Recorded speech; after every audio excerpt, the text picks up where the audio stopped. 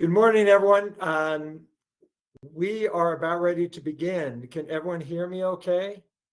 Give me a little thumbs up if you can hear me.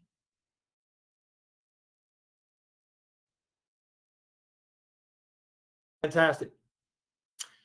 Okay, so I see several people are on the call this morning. A lot of names I don't recognize actually, so that is great. It is just 1 minute after the hour. We will be prompt to make sure that you can count on us to be 1/2 hour, so we'll be very sharp. We do like to keep these moving along quickly. We've got a lot of ground to cover, and I just wanted to express my appreciation for your spending the time. My name is Ben Driggs. I'm the president of Navigate Financial, and DJ, my colleague, has helped me put together this presentation today.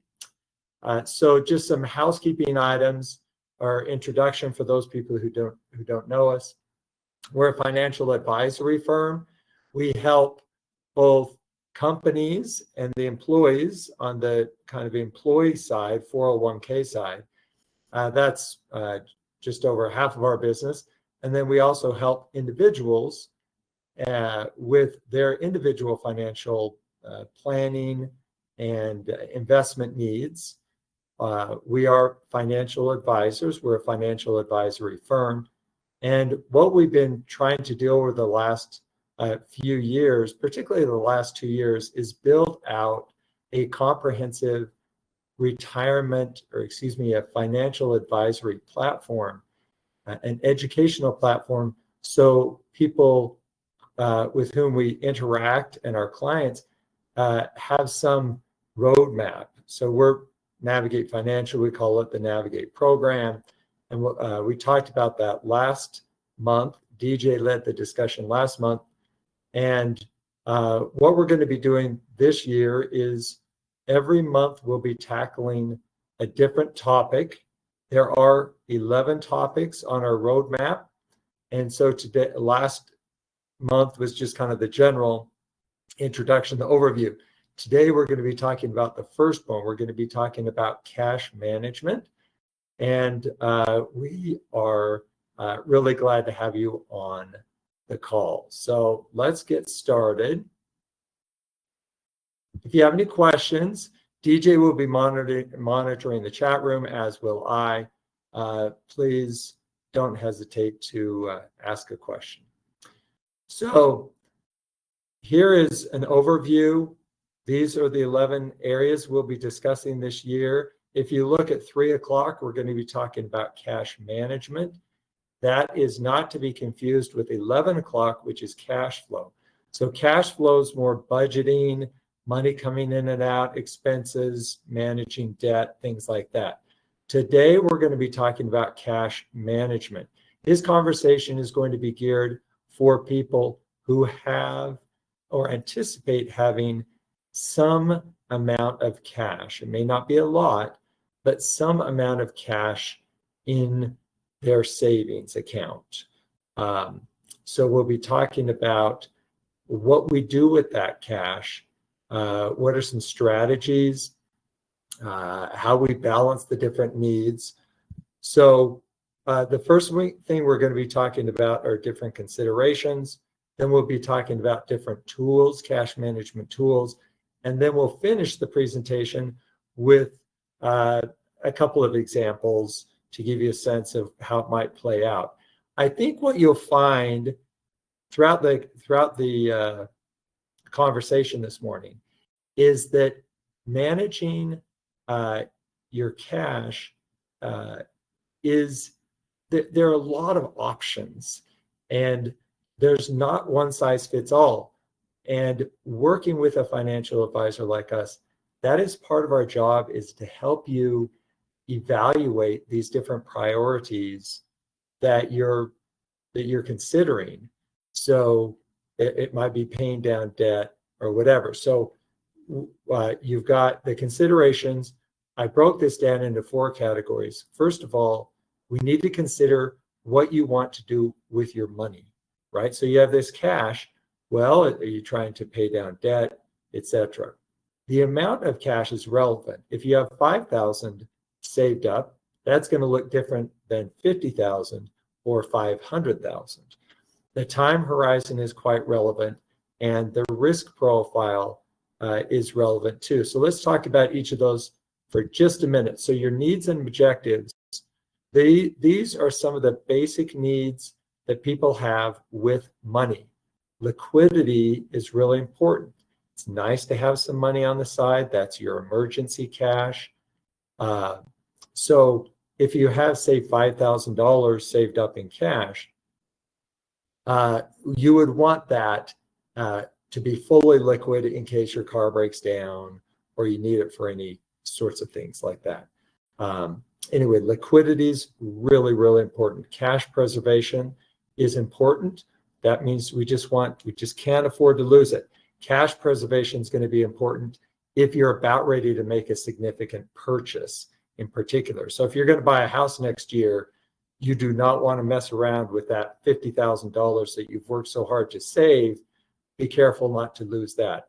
Debt reduction is a common claim on that cash. So if you have some extra money, then do we keep it in the bank? Do we pay down the debt, or do we invest it? Do we invest it? That would be number 5, the growth, trying to grow that for the future. The 4th objective is income.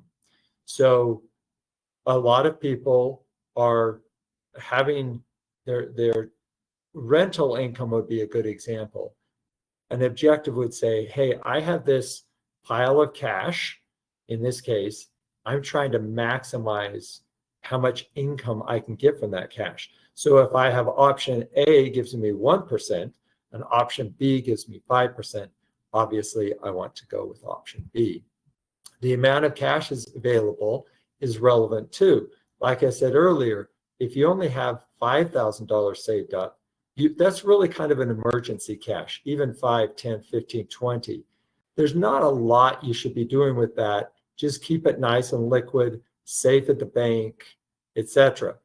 But then you start getting to 30, 40, 50,000, $100,000. You have likely more than you need from an emergency cash standpoint. Now you're starting to think, I have some extra money here. It's getting me almost nothing at the bank. Maybe I should start thinking of some other things for that. And certainly if you have hundreds of thousands of dollars, then you're going to probably want to take that money and be a little more strategic with that than just getting nothing at the bank. Time horizon is quite relevant too. So for the purposes of definition, we just say short terms, less than a couple of years. It could be less than 1 year. But the point is, you need to be cautious because there might be some claim on that money in a relatively short amount of time. Medium term is, well, I don't really anticipate it anytime soon, but you never know, but nothing on the horizon.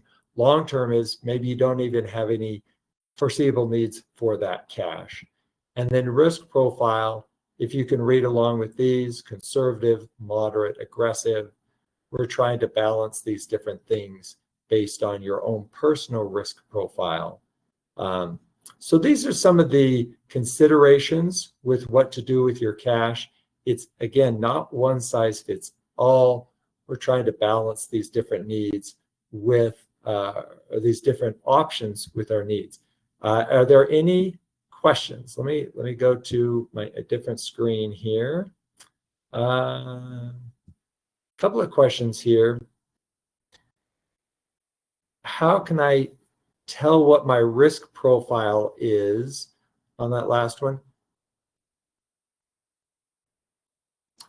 That's a broader conversation. We won't talk about that this morning. You could give us a call, but in general, on the conservative side, we have a short time horizon. We are afraid of losing money, like emotionally, it makes us nervous. Our time horizon is short, and we tend to worry. There could be, we don't want anyone to worry unnecessarily. Of course, investing is always a nerve-wracking thing.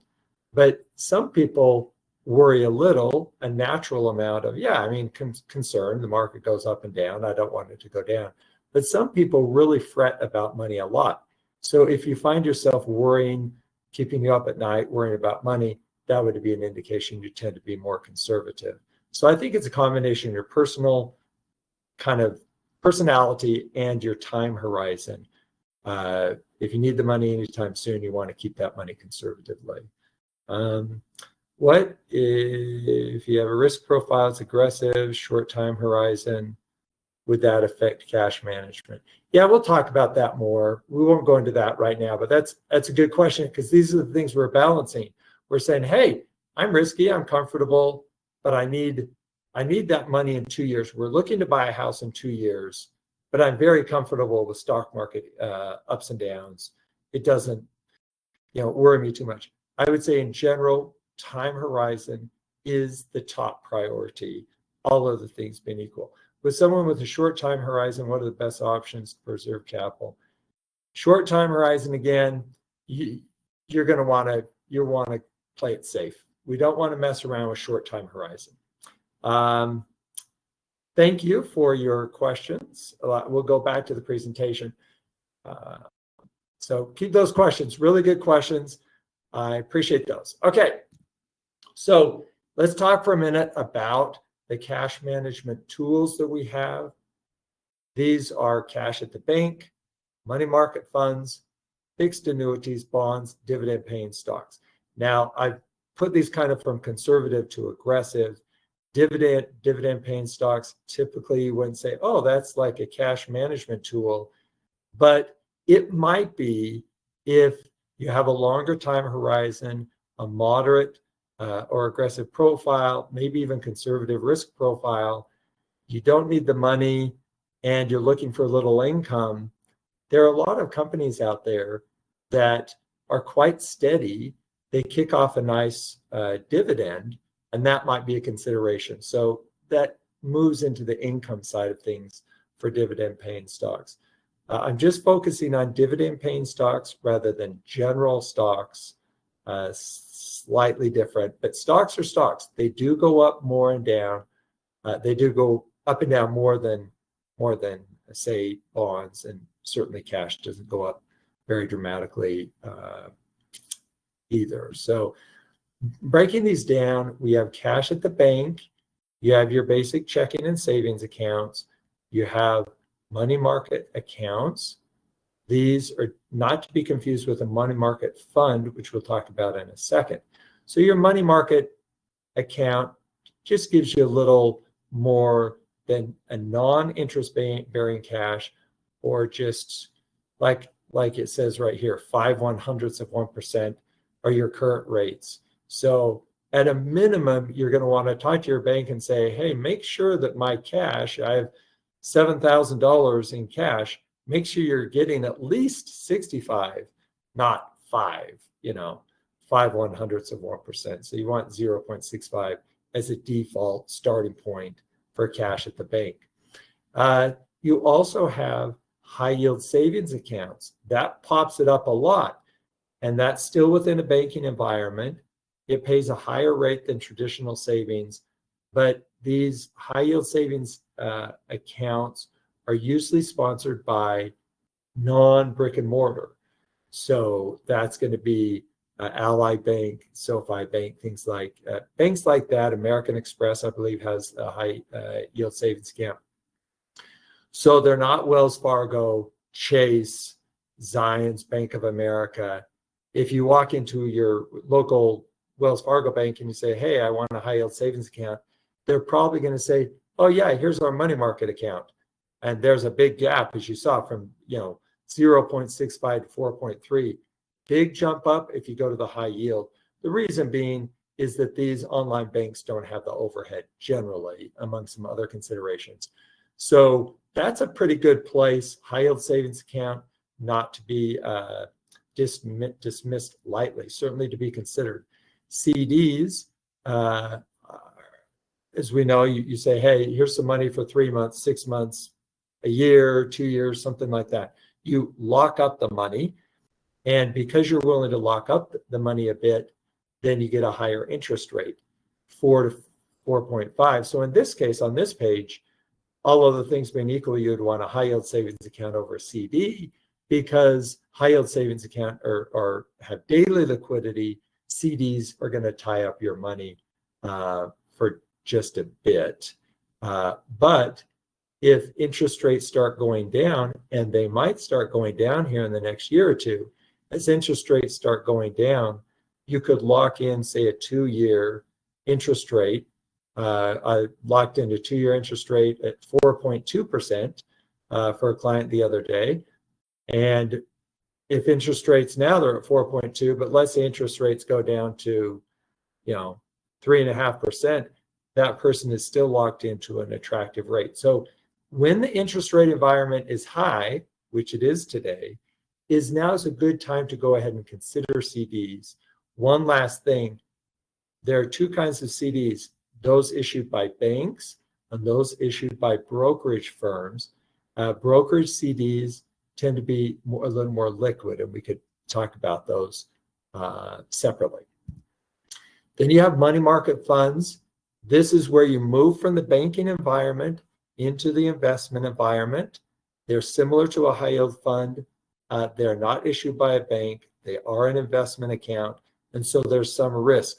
Although within the investment universe, they would be considered the most conservative investment possible. And most people would accept them as a cash alternative. This was called into question, interestingly, in 2008, when the financial crisis, at the very worst, darkest hour, there are trillions of dollars sitting in money market funds that people consider to be cash, even though, again, technically they're not cash. And so there was a point at which people were saying, oh my goodness, are money market funds going to collapse? That didn't happen, but that was actually talked about, which is really highlights how scary things were back then. Daily liquidity, and we're about 4.2%. The money market funds is where I spend almost all of my time for clients. So if a client says, here's X amount of money, let's keep a little in cash, either for strategic reasons or liquidity reasons, something like that, we are going to be putting people in a money market fund here at Navigate Financial. Fixed annuities are an option. They are going to be issued by an insurance company. So it's the kind of the only space we're talking about guarantees. Well, I guess cash at the bank is FDIC insured. So that's some guarantees there. Fixed annuities, though, they're backed by the insurance company, which typically are going to be quite safe. People should feel comfortable with those guarantees. And the fixed annuity space, particularly right now in a high interest rate environment, would be a viable option. As you can see, your 5.5 range on your lockup. So the big downside with fixed annuity is you tie up the money. And so you have to look at, hey, I want a little extra percent, but then I have to lock it up for 3 or 5 years. And if there's only about a 1% spread, if I can get 4.5% with daily liquidity, 5% or 5.5%, and I have to lock it up, I'm not so sure I'm going to want to lock up my money for 5 years just to get 1% extra. So I don't do a lot of fixed annuities, almost never. But what might happen is, as a part of a whole portfolio, you might have, here's some liquid money I need for sure, but here's some longer term money. I can easily afford to lock it up. I have a conservative profile. I want some diversification away from stocks and bonds, and I'm nervous about, the economy or the politics or whatever. Lock it up into a fixed annuity, not to be confused with a variable annuity, which are commonly sold, which I generally am not a big fan of. But fixed annuities are very simple and certainly something to be considered when appropriate. And lastly, bonds. Well, second to last, you got bonds. We won't go into what bonds are, but they are going to be relatively liquid depending on the bond and how you structure that. That's going to be comparable these days with a money market fund. I think as a rule of thumb, bonds are going to get you about 1% more than cash because you are taking on some market risk. So, a bond fund, for example, a diversified bond fund might get you, 5.5% these days. Anyone on this call who's thinking, how much can I get in my cash these days? I really think that you should be able to get about 4% without taking on much risk, if any. So you should ask your bank, hey, by the way, how much I have, $42,000 in my cash at the bank. And you could just, you could call the bank, you just look at your statement and you do the math and you say, oh, I made $12 of interest last month. You're probably in a money market account or a very low interest bearing account. And we ought to have a conversation to say, hey, what would be the best way to get a little more money, interest off the cash? And the last one is dividend paying stocks. Some companies distribute their profits in the form of dividends, and that then is kind of an income play. And it might be a good option if you want some growth because the company's stock price is increasing over time. Oh, and by the way, they're giving some income. So it's kind of a hybrid between a stock that is going up over time and a CD that's giving you a rate of return, something like that. So there are some interesting characteristics of dividend paying stocks, and that's why I included them on this cash management conversation, although they are in the space of stocks, which cash management stocks often aren't, they don't go together, but they can often be part of the conversation. Let's take a second here. The art of putting it together. We're going to have a few examples. Let's go back to questions. See if we have some questions here. We have about 10 minutes left. Okay, we have lots of questions actually. Good, I love this. I love this. I did.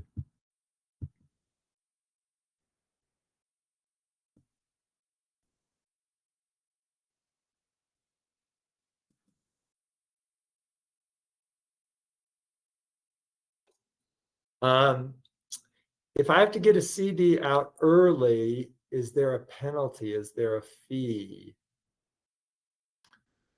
For the sake of time, we won't go into that conversation. Typically, if you buy a bank CD and you break out of it early, there will be a very nominal penalty to do so. If you buy a brokerage CD, there's no penalty, but you're just selling at the current market. So you actually might make a little money, you might lose a little money, but it would be negligible unless there's some dramatic event in the interest rates, which probably isn't going to happen anytime soon. Why would you pick to park emergency in money market funds or high yield savings account?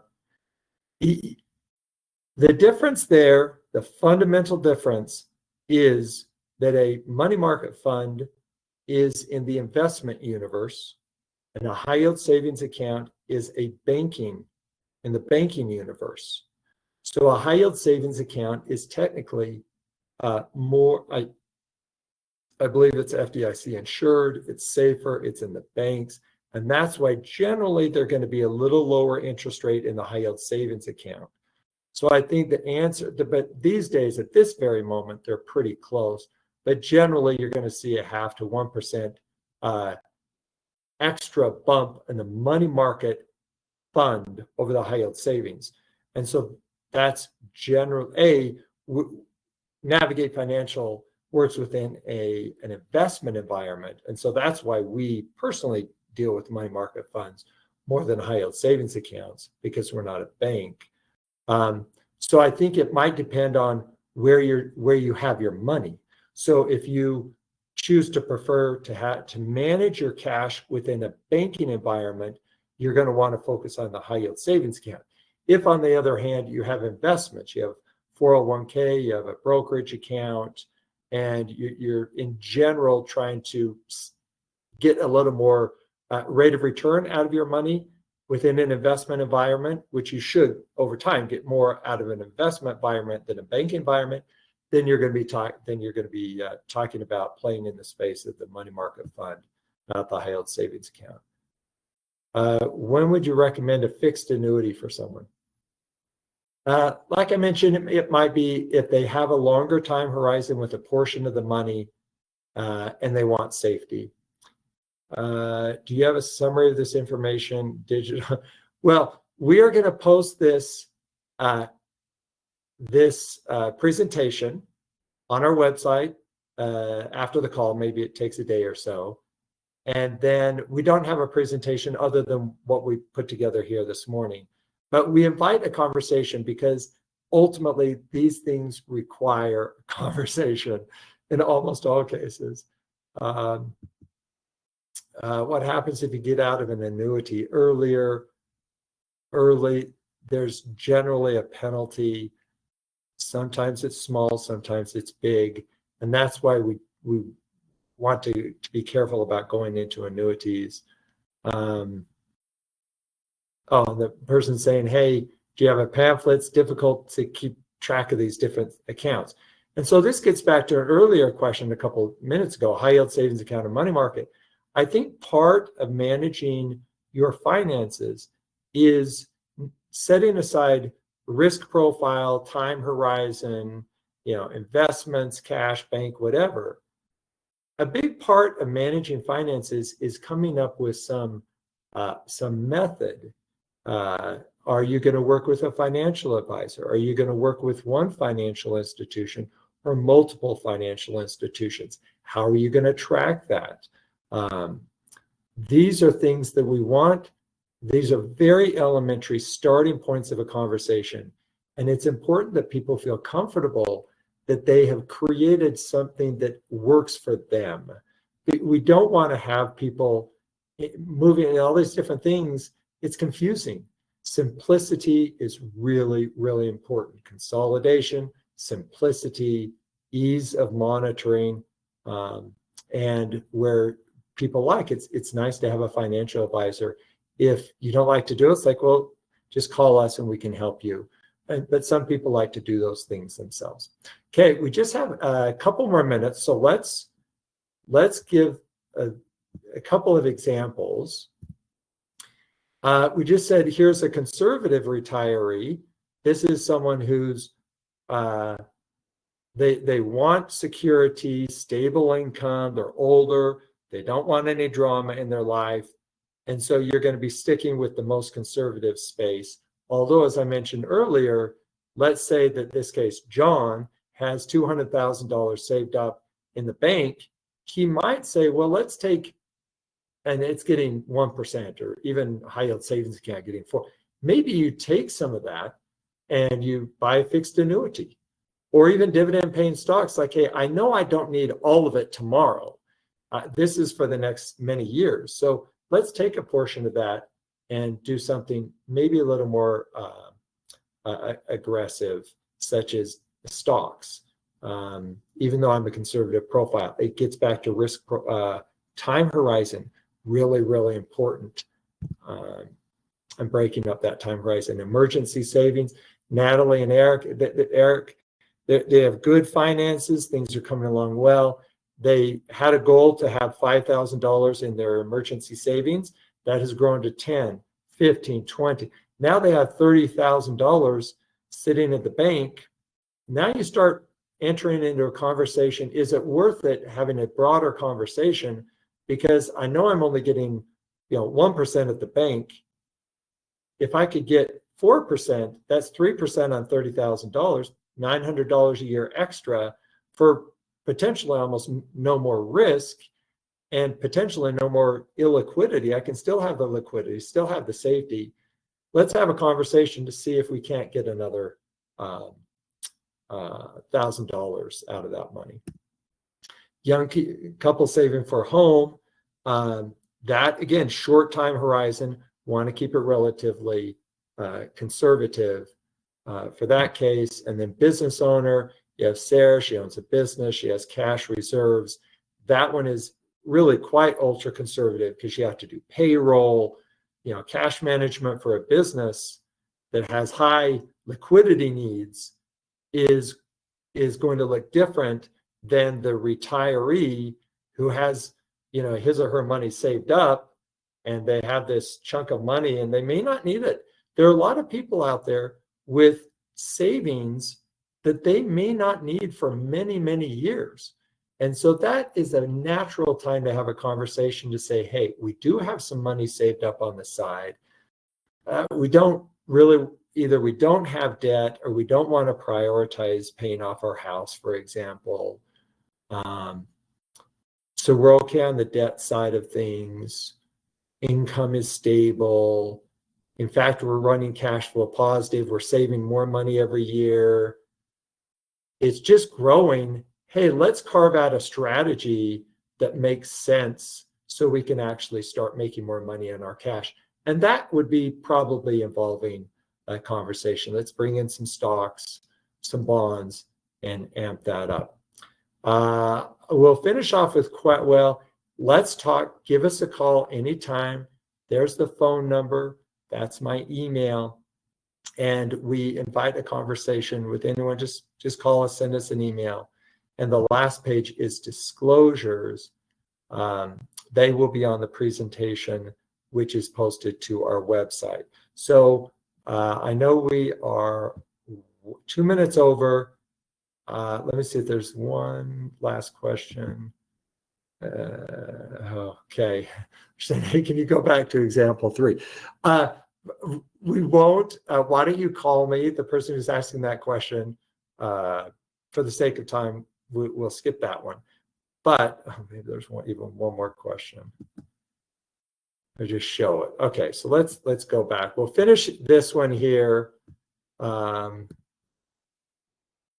Young couple saving for a home. We'll end on this one. It's a very common thing. We just talked to someone a few weeks ago. He's been saving for the last few years, finally bought it. Then he had to decide, oh, well, I actually saved a little more. Now the question is, do I put more money down on the down payment, or do I have a smaller down payment and do something with that other, either liquidity or invest it or put in my 401k or something? So these are the kinds of conversations that we have every day. We invite a conversation. We really appreciate your being on the webinar this morning. Take care. Next month, until next month, second Thursday of the month in March. Until then, thank you very, very much. Take care.